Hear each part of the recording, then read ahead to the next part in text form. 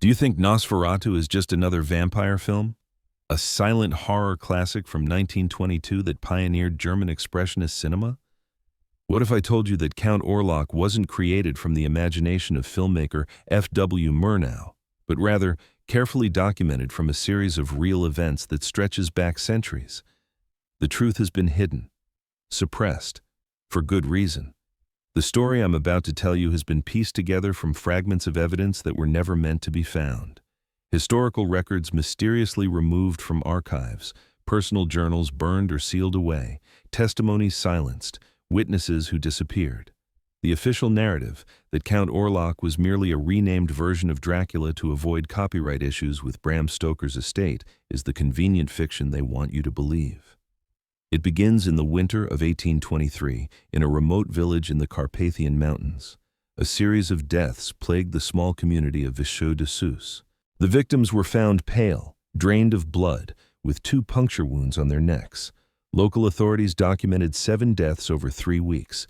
The official explanation? Animal attacks. But animals don't drain bodies of blood. Animals don't lock doors from the inside. Animals don't leave perfect puncture wounds exactly 4.7 centimeters apart. A journal belonging to the village priest, Father Mihail Stoika, was discovered in 1957 during church renovations. The journal described a tall, gaunt man with ears like a bat and fingers like talons, who had taken residence in an abandoned manor house on the outskirts of the village. The priest wrote that this figure was only seen at night, and the deaths began shortly after his arrival.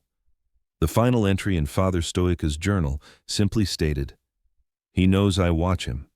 Tonight I will confront this devil." The priest was found dead the following morning. His body was drained of blood. The manor house burned to the ground 3 days later.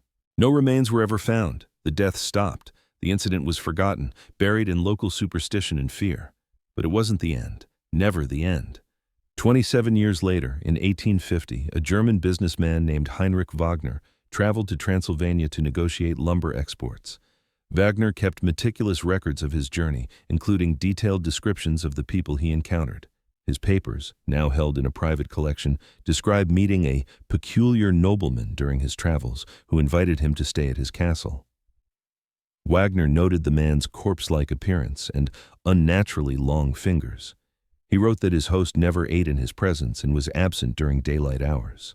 Wagner's final letter to his wife in Bremen contains a disturbing passage. "I fear something terrible has happened. There is something not right about this place. About him. I have seen him scaling the walls like an insect. His shadow moves when he does not. I plan to leave at first light." Wagner never returned to Germany. His body was never recovered. When authorities investigated, they found the castle abandoned. The only evidence of Wagner's presence was his pocket watch, found in a room that had been sealed from the inside. Similar reports emerged across Eastern Europe throughout the 1860s and 1870s. A string of deaths in Brasov in 1863, unexplained disappearances in Sighisoara in 1867. A family of 5 found drained of blood in Cluj in 1872.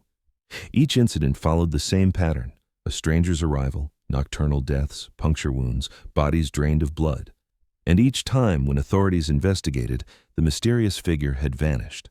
The first photographic evidence appeared in 1883. A group photograph taken outside a theater in Vienna shows 8 men in formal attire. 7 of the men are clearly visible. The 8th figure, standing slightly apart from the group, appears blurred and distorted. His features are indistinct except for an elongated head, pointed ears, and unnaturally long fingers. The photographer, Joseph Kramer, noted in his records that he couldn't recall the 8th man joining the group. When the photograph was developed, Kramer was so disturbed by the figure's appearance that he attempted to destroy the negative. He died 3 days later. The cause of death was recorded as severe anemia following unexplained blood loss. The negative survived. It was acquired by the Austrian Historical Society, where it remained in their archives until 1919, when it mysteriously disappeared. A single print survived, currently held by a private collector who refuses to display it publicly. By the late 1890s, reports of the mysterious figure had reached Western Europe. In London, during the same period as the infamous Jack the Ripper murders, police records indicate 3 additional killings that didn't fit the Ripper's pattern. These victims were not mutilated but completely drained of blood with paired puncture wounds on their necks. A witness description from a case file dated November 1888 describes seeing a tall, thin gentleman with pointed ears and long, claw-like fingers near one of the crime scenes. The description was dismissed as the product of hysterical imagination. But it wasn't just one witness. A London cab driver named Thomas Pearson gave a statement to police about a passenger he picked up near Whitechapel on the night of November 8, 1888. He described the man as deathly pale with strange pointed ears and eyes that reflected light like a cat's. Pearson said the man requested to be taken to the docks, but halfway through the journey, the cab suddenly felt lighter.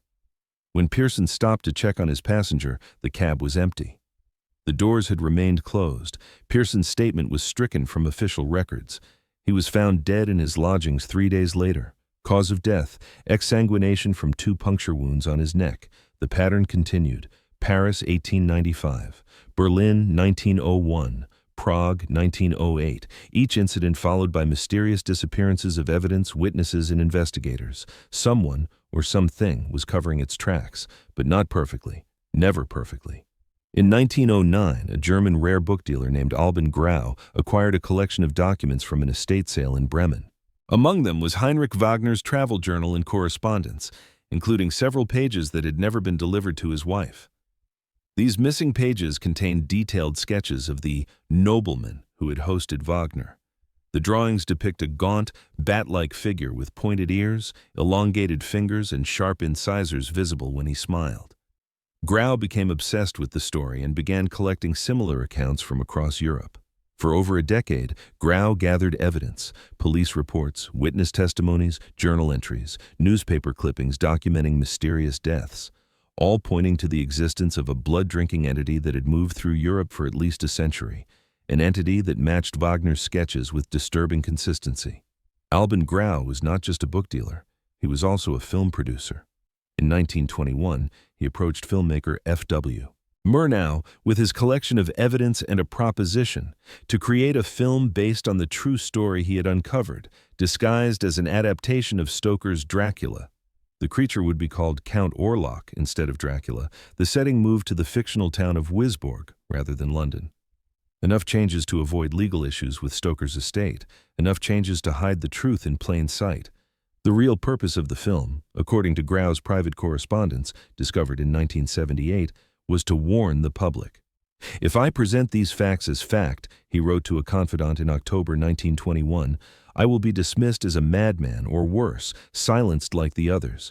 But as fiction, as art, the warning can reach those with eyes to see. He is real. He feeds. He continues." During the filming of Nosferatu, a series of strange incidents plagued the production. 3 crew members disappeared without explanation. Equipment was found destroyed.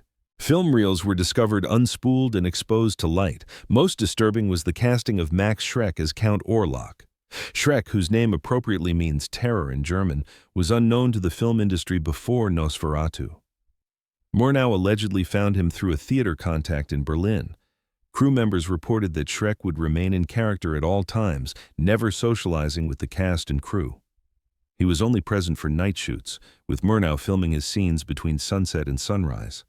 The actor's appearance required minimal makeup, according to the film's only surviving makeup artist, Helena Weber.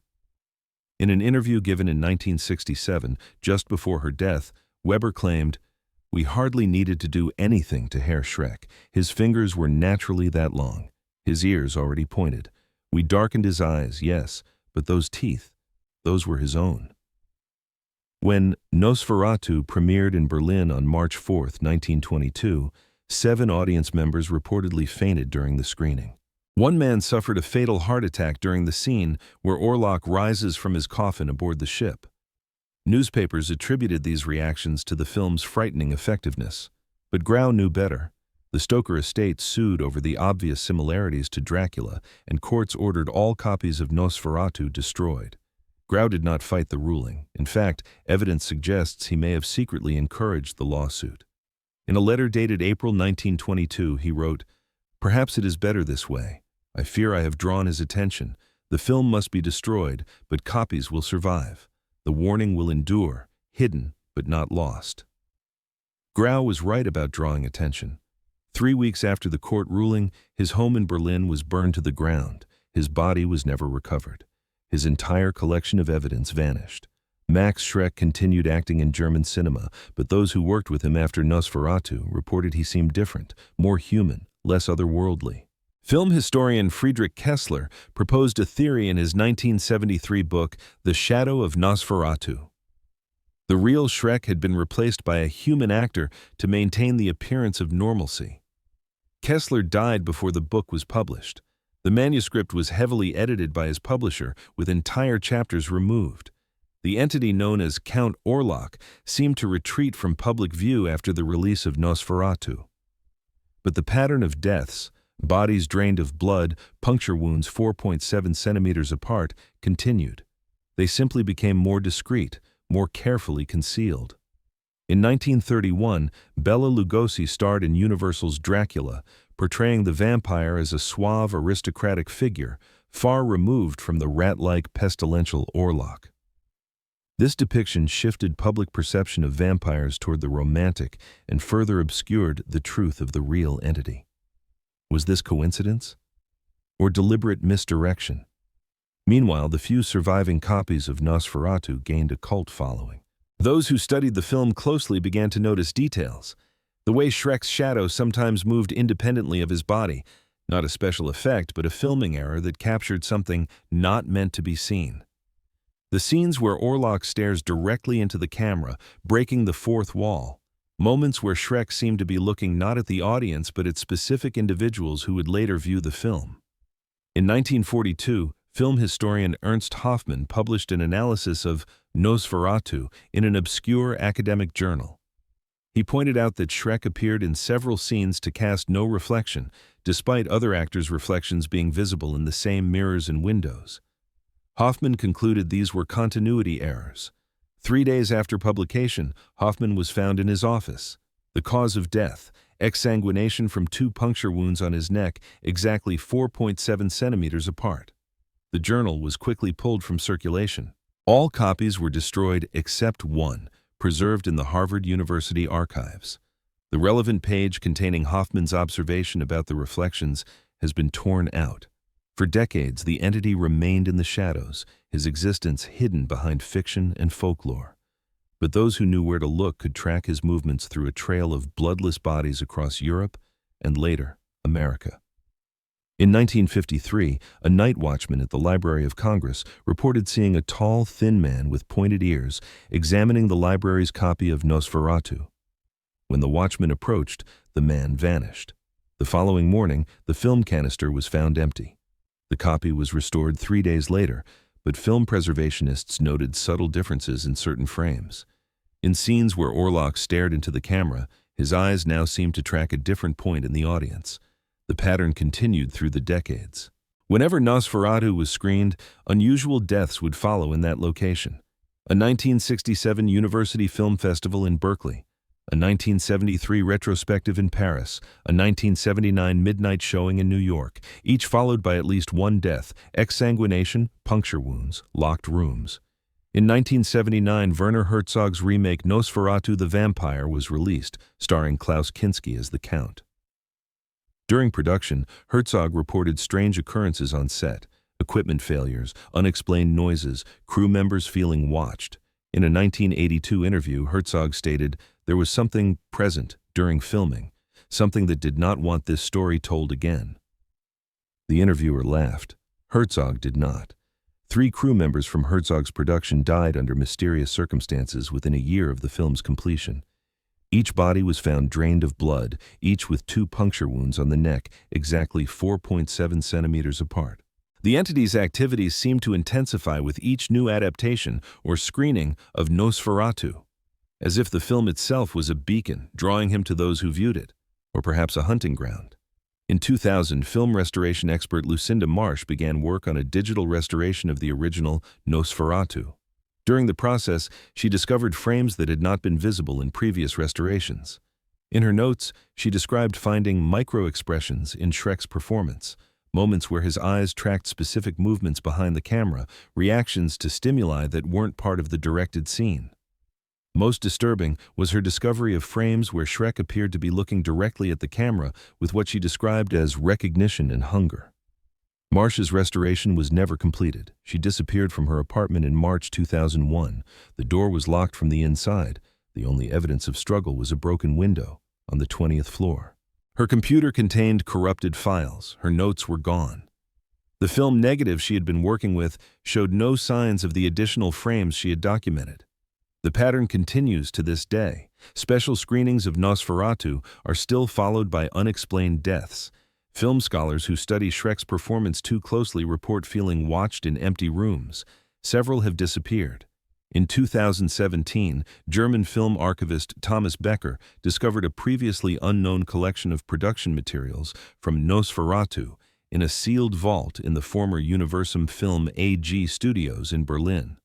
Among them was a journal believed to belong to F.W. Murnau, containing disturbing entries about his star actor. "Shrek appeared again tonight without being called to set," one entry read. "I did not see him arrive. He was simply there, standing in the shadows. He refuses to rehearse. He refuses direction. He simply performs. And God help me, I keep filming." Another entry, dated near the end of production. "He is not what he appears to be. I have made a terrible mistake in bringing him before the camera, but it is too late now. The film must be completed. May God forgive me for what I have unleashed." Becker planned to publish his findings. Before he could, the archives suffered a fire. The journal was destroyed. Becker was found in the ruins. The official cause of death was smoke inhalation, but the autopsy report, briefly visible before being sealed by German authorities, noted the body had been completely drained of blood, with 2 puncture wounds on the neck, exactly 4.7 centimeters apart. The truth about Count Orlok, the real entity behind the character, has been systematically erased for a century. Those who discover it tend to disappear. Those who speak it tend to die, and yet Nosferatu endures. It has been preserved, restored, celebrated as a masterpiece of horror cinema. Is this despite the efforts to suppress it, or because of a more sinister purpose? What if the film itself serves as more than a warning? What if it serves as a beacon, a connection, a doorway? Consider this. Every time Nosferatu is screened, every time Count Orlok's image appears on screen, his eyes meet those of new viewers. His influence spreads. In the age of digital media, his reach has grown exponentially. How many people have stared into those hollow eyes through their screens, unknowingly creating a connection? The most disturbing theory, proposed by media theorist James Lerman in 2019, is that the film itself is a vehicle, a means for the entity to identify new victims across time and space. Lerman's paper was rejected by academic journals. He disappeared 3 weeks after submitting it for publication. His laptop was found with its screen shattered. The hard drive had been physically destroyed, as if crushed by immense pressure from inside the machine. In the past 5 years, reports matching the pattern have increased dramatically. Bloodless bodies, locked rooms, puncture wounds exactly 4.7 centimeters apart. The victims share only one common factor. They had recently watched Nosferatu on streaming services, at revival screenings, through social media clips. The digital age has removed the barriers of time and space. The entity no longer needs to physically track its victims through public screenings. Now, it can reach through any screen, anywhere in the world. The film that was meant as a warning has become its hunting ground, which brings us to now, to you. You've just spent the last several minutes reading about Count Orlok, learning his true history, connecting yourself to this knowledge. Have you felt it while reading? That subtle sensation of being watched, that flicker of movement in your peripheral vision, that strange feeling of presence in an empty room? Don't look up too quickly. Don't look at the darkest corner of the room. If you've read this far, it's already too late. You're already connected. You've already been seen. Why do you think I'm telling you this story? Do you believe I'm simply sharing film history, an interesting tale about a century-old horror movie? Or am I trying to warn you? The entity has evolved, adapted. It no longer needs the film to create the connection. Any retelling of its true nature will suffice. Any acknowledgement of its existence opens the door. Just as it is doing now, through these words you're reading. There have been 172 documented deaths, matching the pattern in the past year alone. Authorities don't connect them. They can't see the pattern. Or perhaps they choose not to see it. Either way, the deaths continue. The feeding continues. So what happens now? You know the truth about Count Orlok. You've formed the connection. The entity is patient. It may be days, weeks, months. But eventually, you'll wake in the darkest part of night with the certainty that you're not alone. You'll feel eyes upon you. You'll hear breathing that isn't yours. You might glimpse a tall, thin shadow with pointed ears and elongated fingers, and then you'll know. Count Orlok was never fiction, never just a character in a silent film. The film didn't create him, it revealed him. And in revealing him to you, I've done the same. Sleep well. Keep your doors locked, though it won't help. Don't stare too long into dark corners or reflective surfaces. And if you hear scratching at your window at night, whatever you do, don't look. Don't invite him in, though by reading this far, you already have. If you've made it to the end of this account and recognize the danger you're now in, there may be one hope. Share this story. Spread the connection to others. Dilute his attention across many potential victims instead of just yourself. Type, "I see you, Count Orlok," in the comments to acknowledge you've received this warning. Each new connection may buy you time. Not safety, never safety, but time. Some say the entity feeds not just on blood but on fear, on the terror of knowing he exists, on the dread of waiting for him to come. If that's true, then he's feeding on you right now, through these very words. Look over your shoulder. Did you see something move? Was that a shadow or something more solid? Is that scratching at your window just a branch in the wind? The sun is setting, night is coming, and with the darkness he rises. Count Orlok is coming. He's always coming, watching, waiting, hungry.